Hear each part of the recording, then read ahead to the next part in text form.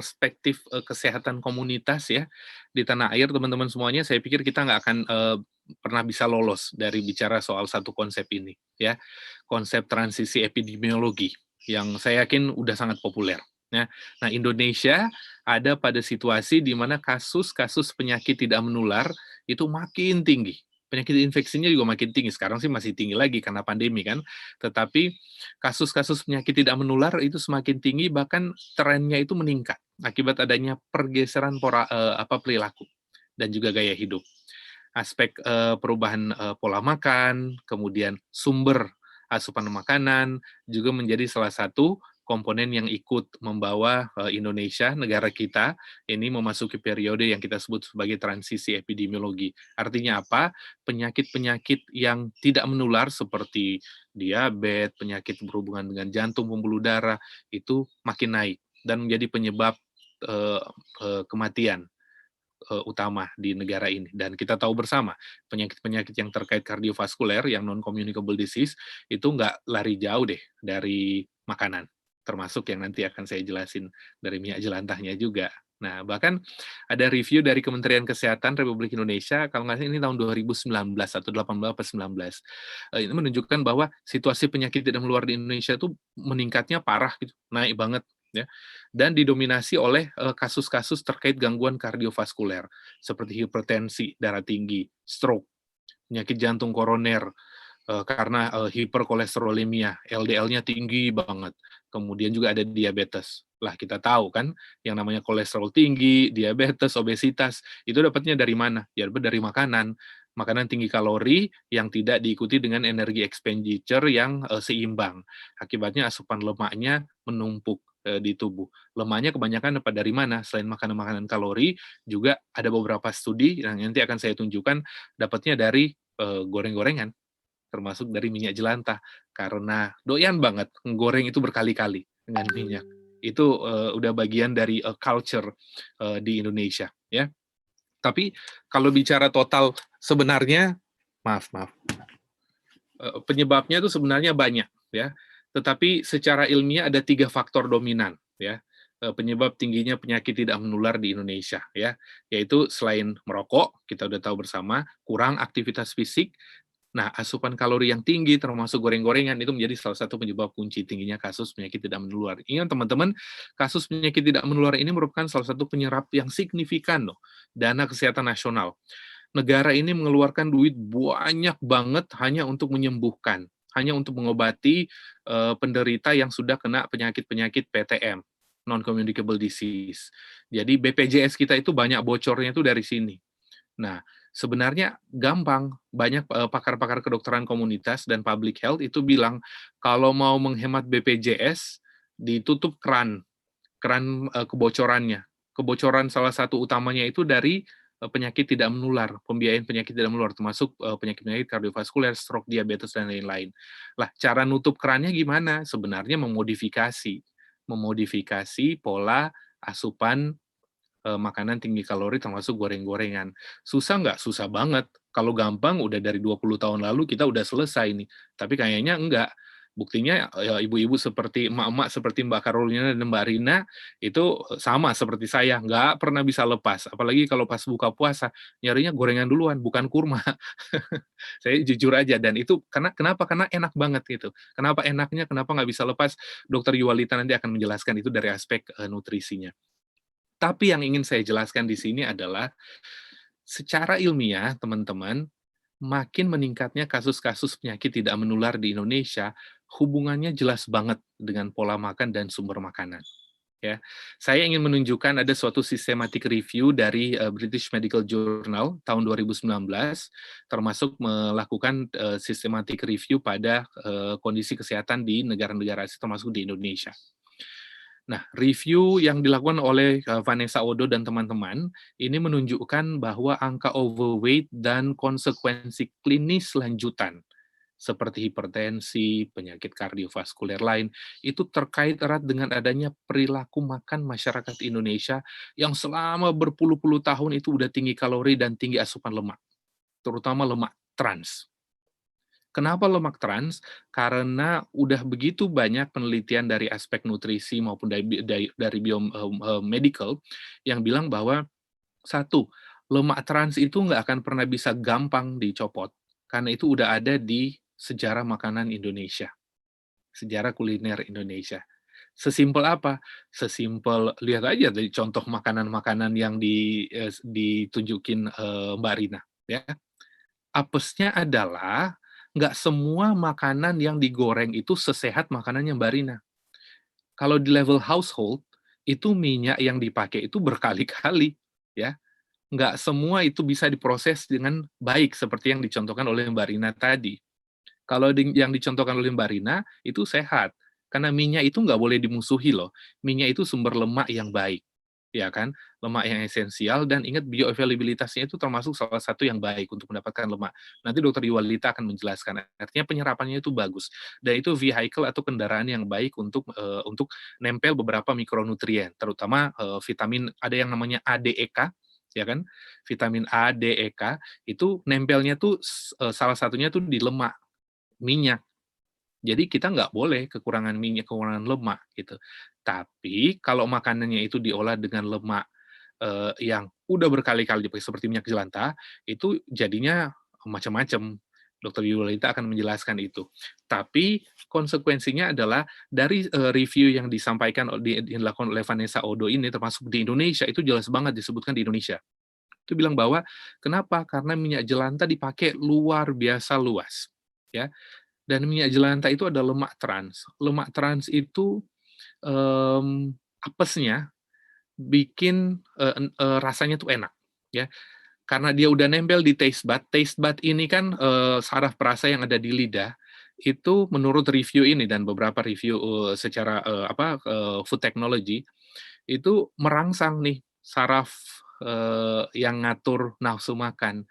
Jadi makin banyak asupan gorengan yang digoreng dari minyak jelantah, makin nagih. Makin nagih nggak? Coba deh, saya tanya Mbak Carolina. Makin nagih kan? Pasti. Saya kalau gorengan nggak mungkin satu 2, pasti nambah terus. Apalagi kalau Iya gorengannya itu betul. digoreng dari yang di apa, di street vendor yang belangannya tuh dakinya udah segini. Waduh, itu enak banget. Karena Itu lemak trans itu juara itu. banget, juara. Dan lemak transnya itu bikin enak, bikin nagih, gitu ya.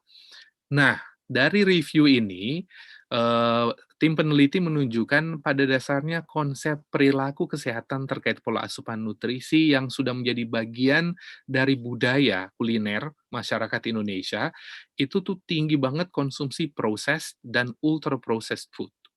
Perilakunya tinggi banget di Indonesia. Dan dari literatur review ini, tim peneliti ini juga menunjukkan bahwa gorengan itu salah satu kontributor utama, ya. Apesnya gorengan yang mana? Gorengan yang pakai minyak jelantah, meskipun tidak secara eksplisit dijelasin di sini, tapi gorengan yang berulang-ulang, ya, prosesnya berkali-kali. Dan yang harus diingat bahwa ini sudah bagian dari aspek tradisional kuliner di tanah air. Proses pengolahannya memang didominasi oleh teknik deep frying, yang katanya penelitian ini, ya. Dan bahkan kita lihat media populer juga udah banyak nih yang mempublikasikan bahwa pada prinsipnya gorengan tuh nggak bisa dipisahkan dari pola makan masyarakat Indonesia, karena udah ada dari zaman dulu, ya. Buktinya apa? Saya ingin, pada sesi ini bukan ingin mencari pembenaran bahwa bilang, emang udah jadi bagian dari budaya Indonesia. Gorengan itu adalah bagian dari cross cultural food image. Kalau udah bicara cross cultural, itu perlu beberapa generasi untuk mengubah PSP, pengetahuan, sikap, dan perilaku. Dan ingat, ngubahnya itu bertahap. P dulu, pengetahuan, S, sikapnya, baru perilaku. Jadi kebayang nggak, kalau P-nya itu rata-rata kalau dari teori Bloem, itu ngubahnya bisa satu generasi, pengetahuan tok. Generasi itu, satu generasi itu 25 tahun. Itu berarti kita akan perlu 25 tahun, 25 tahun, 25 tahun, 75 tahun mungkin baru ada perubahan perilaku, ya. Jadi nggak bisa disalahkan masyarakat kita juga, ya. Karena ini sudah bagian dari cross cultural food image, ya. Ini ada studi kedokteran komunitas yang besar banget, ya, studi community medicine, large scale community medicine, itu judulnya itu Cross of It, ya. Cross of It ini menunjukkan bahwa perilaku kesehatan orang Indonesia kita-kita ini ya, yang merupakan salah satu pembentuk bangsa ini, kita salah satunya tuh dibentuk oleh profil kuliner kita, ya. Nah, profil kuliner kita itu dominan salah satunya adalah teknik penggorengan. Bahkan gorengan ini udah menjadi bagian dari yang saya bilang tadi, bagian dari fundamental, nutritional, proses di masyarakat. Lihatnya dari mana? Ya yang saya bilang tadi, di street vendor, jajanan. Nggak cuma itu, penelitian ini juga ngelihat bahwa negara-negara, beberapa negara di Asia termasuk di Indonesia, itu bekal anak sekolah itu pasti diselipin gorengan nggak? Iya. Dan itu ingat, kenapa itu menjadi bagian dari local wisdom, ibu kalau nyiapin bekal buat si anak-anak, itu kan ada wise words. Dia nggak hanya ngasih makan, tapi dia juga ngasih pesan-pesan moral. Pesan-pesan moral itu, mau sampai kapanpun, itu nancep, apalagi pada waktu usia sekolah. Nah, pesan moral yang diselipin dengan makanan gorengan, itu yang dibilangin oleh pakar-pakar health, community medicine. Pesan moral untuk edukasi perilaku kesehatan, itu salah satu langkah yang paling efektif adalah diselipkan dengan kuliner, dengan makanan. Nah, kalau ibu-ibu Indonesia berpuluh-puluh tahun udah nyelipin pesan moral lewat gorengan, jadinya apa? Kita menjadi bangsa gorengan. Saya nggak bilang ini salah, ya. Saya nggak bilang ini salah. Kita menjadi bangsa besar salah satunya karena gorengan loh. Ingat, waktu kita menang bertempur di zaman dulu, itu, pejuang-pejuang dulu itu juga diselipin oleh, makan gorengan. Saya pernah baca salah satu buku, buku tentang perjuangan, kisah perjuangan bangsa. Itu gorengan, kenapa? Karena itu bisa tahan lama. Jadi ceritanya adalah dari, studi, Crooked ini juga ngejelasin bahwa emang local wisdom bangsa kita itu adalah emang semuanya serba gorengan. Eee, dan semua ini tuh, punya bukti kajian lokal, teman-teman. Teman-teman relawan semuanya dan, teman-teman semua yang hadir. Nah, ini adalah kompilasi literatur review yang, dilakukan, oleh beberapa teman-teman kedokteran komunitas dan, PH, Public Health, teman-teman kami semua yang tergabung di ada beberapa grup, grup, kedokteran komunitas itu salah satunya, ada kelompok yang bicara yang suka meneliti nih, suka meneliti tentang pola, local culinary. Bahkan ada di, IGC, Indonesia Gastronomy, Community. Saya juga di bagian dari situ, dan ini teman-teman semuanya itu masuk tuh di sini. Mulai dari Sulawesi Utara, Manado, itu coba tunjukin deh, Manado makanan apa yang nggak digoreng, ya kan? Literatur review. Jadi, gorengan dan budaya bangsa dan pola kesehatan, pola makan itu kan adalah pola kesehatan, itu adalah satu paket yang membentuk national image. Jadi, kalau teman-teman dari Jelantah for Change mau mencoba, mengubah, fundamental, health, attitude, jangan langsung ini. Makanya pendekatan, Jelantah for Change sekarang tuh luar biasa banget. Dialihkan tuh, ya kan? Jangan ujuk-ujuk bilang, "Berhenti, jangan pakai," karena percaya deh, nggak akan pernah bisa. Ya, makanya saya salut banget teman-teman dari Jelantah for Change, dari banyak, relawan yang mulainya tuh dengan apa, edukasi iya, kegiatan sosial iya, tetapi menyalurkan. Karena bicara soal minyak jelantah juga kan ada, bagian dari ini, bagian dari, limbah, ya. Jadi ambil aspek lain nih, teman-teman. Aspeknya itu bukan aspek bilang bahwa ini salah, karena nggak akan pernah berhasil dan nggak bisa instan, perlu beberapa generasi untuk mengubah ini, tapi yang harus diambil, ditembak itu adalah aspek, lain, aspek beragam. Salah satunya adalah pendekatan yang digunakan oleh teman-teman, Jelantah for Change. Kenapa? Nah, ini berdasarkan rekomendasi studi yang disampaikan oleh, studi, Corkivit tadi. Satu, karena public availability dan ease of reproducibility. Minyak itu kan gampang banget, minyak kelapa, sawit, dan lain-lain, itu available di mana-mana, bahkan bisa dibeli, kiloan. Harganya murah nggak? Murah, ya. Dan karena sudah terprogram di memori, sudah ada bagian dari local wisdom, orang itu akan sama seperti rokok. Orang akan memberikan effort tertentu untuk mengalokasikan dananya, untuk mengalokasikan, energinya untuk beli minyak. Tapi karena nggak mungkin sering beli dan sering, dibuang, pasti make berkali-kali, karena rasanya masih enak kok, karena terproses lagi di sini. Sistem saraf perasanya itu memproses bahwa ini masih bisa kepakai. Jadi the whole scientific story itu adalah, vicious cycle, ya. Ditambah lagi dengan, peneliti ini bilang bahwa ada coverage of the affective space. Artinya adalah bahwa ada penerimaan yang bilang, "Ya udah, ini nggak apa-apa. Makanan yang kita makan itu bikin kita, bahwa ini bukan racun." Sesimpel gitu deh, ya, kasarnya. Kemudian ada standardized image, tetangga gue juga gitu, ya. Ibu-ibu di sebelah juga gitu, nitipin, bekal buat anak sekolahnya tuh juga gorengan, gitu. Apalagi ada multiple cuisines, ya. Gorengan itu bisa dibikin beberapa kali, mulai dari gorengnya sendiri, sampai yang Mbak Carolina bilang tadi, disisihin untuk bikin sambel, ya kan.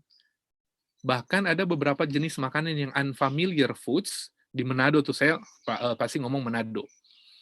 Kalau pernah ke pasar Tomohon, itu segala macam, makhluk, hidup dan segala macam makhluk yang bergerak, itu kan diproses tuh, diolah. Itu mulai dari yang digoreng sampai dibakar di woku namanya, itu masukin di bambu, itu pakai apa? Pakai minyak jelantah semua. Dan dengan begitu, jadi image quality, sorry itu, typo. Dan suitability untuk different application. Gorengan itu bisa dipakai untuk aplikasi apapun. Mulai dari sesimpel bikin itu sambel, ya, sampai itu menjadi apa, ingat pijet dan lain-lain, terus kadang-kadang ada yang jadi obat, ya, itu semuanya different application bisa menggunakan. Nah, jadinya apa? Jadinya lingkaran setan, sehingga butuh, strategi yang lebih, humanis. Strategi yang lebih humanis adalah salah satunya yang dilaksanakan oleh teman-teman dari, Jelantah for Change ini. Ya, itu bagian dari edukasinya itu diselipin di situ. Hanya dengan cara ini bisa bisa, bisa, apa, bisa berpotensi untuk mengubah, pengetahuan. Baru pengetahuan dulu deh, yakin. Baru sikap, belum perilaku. Perilaku tuh, belakangan. Ada 3 tahap, ya. Terus sekarang, PR-nya nambah nih, teman-teman, karena sosial media, ya. Kalau seperti Mbak Rina tadi, yang nunjukin di, Instagram account-nya Mbak Rina, itu segala macam makanan gorengan dikemas kayak gitu, ya alhamdulillah karena prosesnya bener, prosesnya bagus. Tapi kebayang nggak, sekarang semua level of household itu punya smartphone. Bukan cuma orang yang makan di kafe yang, fotoin makanannya. Orang yang makan di street vendor, tempe yang udah digoreng di, belanga yang dakinya udah segini, itu bisa diposting, ya. Nah, itu menjadi apa? Menjadi bagian dari, fenomena yang disebut sebagai food image database dan automatic recognition. Ini ada studinya tuh. Studinya sekarang bilang bahwa sejak, internet masuk desa, ya, pola perubahan kuliner itu menjadi tidak lebih sehat, ya. Yang goreng-gorengan itu kemudian menjadi semakin populer. Kenapa? Karena nih, derajat rekognisi kategori makanannya itu lebih lebih, menarik. Ini ada penelitian, yang dilakukan, oleh, tim peneliti dari, Amerika. Dia melakukan penelitian secara, komunitas di beberapa negara Asia, termasuk di Indonesia. Nah, ternyata penelitian ini menunjukkan bahwa makanan-makanan sehat terlihat unappealing karena pada waktu posting di sosial media, itu lebih nggak menarik dibanding makanan-makanan western, makanan-makanan yang proses dan unproses. Nah, konsep ini memberi dampak yang luar biasa besar karena apa? Karena recognition of food categories itu membuat orang, ingat, prinsip psikologis, orang akan cenderung untuk mengikuti, communal decision kan, keputusan komunitas. Nah, kalau secara komunitas bilang bahwa yang makanan rebus-rebusan, yang makanan yang diproses secara, organik itu kurang populer, and then people will go with the communal decision, ya. Dan di Indonesia, gorengan itu seems to be much more appeal than makanan yang tidak digoreng. Dan ada penelitiannya nih, pernah dilakukan penelitian di Medan. Kita tahu makanan Medan kan, kalau nggak digoreng juga nggak seru kan. Nah, ada penelitian dari teman kami dari FKM, itu baru 2019, ya. Teman kita namanya Yati, Umi Hidayati. Dia bilang bahwa rekognisi sosial media meningkatkan relevansi gorengan. Sesimpel gitu. Sesimpel apa? Karena kita pun belum bijak bersosial media, termasuk memposting ke aspek kuliner, aspek makanan. Makanan-makanan gorengan yang dipublikasikan di sosial media itu kebanyakan adalah yang masih diproses dengan minyak jelantah, dan it is fine, ya, diterima secara komunal, secara komunitas. Artinya adalah menjadi appeal. Nah, makanan-makanan yang penuh rumput, penuh dedaunan, penuh sayur yang berwarna, itu looks unappeal. Sekarang coba dicek di Google. Konsep isi piringku itu jauh lebih kecil kalau saya search, saya semalam coba searching. Yang keluar tuh emang puluhan juta konsep isi piringku. Tapi kalau saya search gorengan, itu yang keluar puluhan juta images. Dari situ aja simple, ini simple banget, menunjukkan bahwa social media recognition itu bikin makanan gorengan itu makin relevan. Ya, dan saya nggak yakin makanan-makanan yang digoreng dengan sehat seperti yang Mbak Rina tampilkan tadi itu mendominasi publikasi gambar-gambar di media sosial. Ya, pas ada dampak jangka panjang, tren penyakit tidak menular itu pasti naik. Terus pasti akan ada potensi pergeseran pola konsumsi pangan. Kemudian perlu ada hooks, ya, perlu ada angle komunikasi baru. Kalau saya, karena saya ada di industri nutrisi yang bergerak banyak banget di bidang gut microflora, itu salah satu angle pesan yang bisa dipakai untuk mengedukasi teman-teman, saudara-saudara kita adalah aspek dysbiosis. Kenapa? Dysbiosis itu artinya ada pengaruh ketidakseimbangan bakteri-bakteri baik yang ada di sistem pencernaan. Ya, jadi sistem pencernaan kita kan penuh dengan bakteri-bakteri baik yang yang sudah mengkoloni kita dari lahir. Dan bakteri baik di sistem pencernaan yang dikenal sebagai gut microflora atau probiotik itu penting banget karena bisa bikin imunitas, bisa mencegah penyakit dan lain sebagainya. Termasuk ada gut brain axis. Dia bisa menginjus stimulasi kognitif. Makanya kenapa usus itu dibilang otak kedua. Karena ada bakteri-bakteri baik yang bisa membuat kognisi kita juga berkembang. Nah, kalau kebanyakan minyak jelantah, udah ada banyak studinya, goreng-gorengan, apalagi minyak jelantah, bisa membuat dysbiosis. Artinya, bakteri-bakteri baik yang ada di pencernaan itu kerjaannya koloni, keroyokan. Kalau kebanyakan asupan minyak, itu bisa jadi dia tidak bisa berkoloni dengan baik. Ya, akibatnya bisa menjadi ancaman terhadap imunitas tubuh. Kalau imunitas tubuh udah terancam, bisa ada konsekuensi yang lebih luas, yaitu imunitas komunal yang terganggu. Terus ada risiko gangguan kognitif jangka panjang, ya, dan kebocoran BPJS, pembebanan terhadap sistem pembiayaan kesehatan itu tetap akan terus berlanjut. Oke, ini pendapat pribadi saya, teman-teman ya, dari beberapa literatur review yang saya baca. Edukasi gizi seimbang nih harus lebih dipopulerkan deh, ya. Pihak swasta juga harus ikut-ikutan nih, bantu pemerintah. Karena terus terang, saya semalam tuh saya bikin exercise. Saya ketik gizi seimbang, isi piringku. Banyak yang keluar. Begitu saya ketik makanan gorengan, waduh banyak banget di search ininya, resultnya itu. Jauh lebih banyak, jauh lebih dominan dibanding gizi seimbang. Dan sekarang era digital, harusnya lebih banyak. Nah, saya ingin mengajak teman-teman semuanya yang hadir di sini, ada berapa teman-teman semuanya di sini? Ada 48. Pasti semua punya Instagram kan? Pasti semua punya social media account. Yuk, sama-sama kita gunakan akun sosial media kita, platform utama kita untuk mulai posting. Untuk mulai posting makanan sehat. Jangan memusuhi gorengan. Saya nggak akan bilang kita memusuhi gorengan. Itu hasilnya kita nggak akan pernah tahu. Tapi kalian akan terkejut, hasilnya kita kita nggak akan tahu siapa dari teman-teman kita, siapa dari follower kita yang akan kita bisa influence. Hanya dengan satu posting. Yuk, sama-sama itu kita mulai deh, kan ingat kan perubahan pengetahuan, sikap, perilaku. Kita mulai dengan satu perubahan perilaku yang signifikan deh hari ini. Perubahan perilaku adalah kita udah tahu dapat pengetahuan, kita mulai perubahan sikap dan tunjukin itu di perilaku. Perilaku sesimpel apa? Yuk, kita posting sesuatu yang berhubungan dengan gizi seimbang yuk hari ini di akun Instagram kita, di IG. Butuh intervensi yang lebih luas, pemantapan teknologi pangan yang seperti yang dilakukan oleh teman-teman dari Jelantah for Change. Terus ada multifungsi teknologi. Saya hanya sedikit menunjukkan bahwa di Jepang itu sudah mulai nih dipakai evolusi teknologi pangan. Mereka tempura, Jepang juga dulu struggling dengan deep fried yang berkali-kali. Tapi mereka bikin food teknologinya itu supaya minyaknya itu di apa sih namanya tadi Mas Anton bilang tadi purifikasi ya.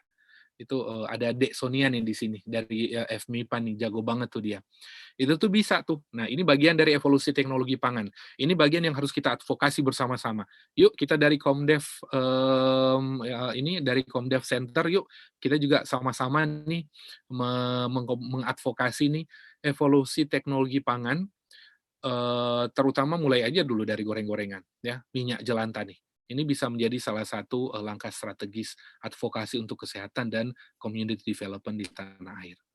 Redefinisi budaya konsumsi. Ingat, redefinisi ya, bukan mengganti, bukan revolusi, ya. Redefinisi budaya konsumsi kita dengan mengutamakan sustainable feeding, bahwa makan juga bisa jaga lingkungan. Itu sustainable feeding ya. Konsep Jelantah for Change ini luar biasa banget, and I have a belief bahwa kalau konsep ini kita gaungkan, kita bikin lebih besar, ini it will change the nation. Percaya deh. Oke. Terima kasih.